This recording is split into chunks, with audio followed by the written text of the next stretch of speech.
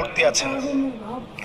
আমি আমার মসজিদের বিশেষ করে আমার মিডিয়া কর্মীদেরকে নিয়ে এই লোকটার পাশে আমি নিজে দাঁড়াতে চাই, এবং যারাই এই ভিডিও দেখবেন আপনাদের কারো কাছে যোগাযোগের কোনো নাম্বার থাকলে এটা দিলে ইনশাআল্লাহ আমরা যোগাযোগ করব।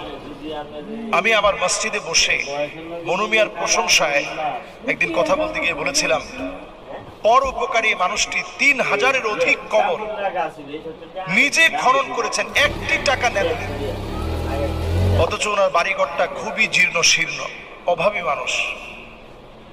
কিন্তু ওনার কাছে প্রশ্ন করা হয়েছে, আপনি কেন কবর খনন করেন? উনি বলেছেন, সওয়াবের জন্য।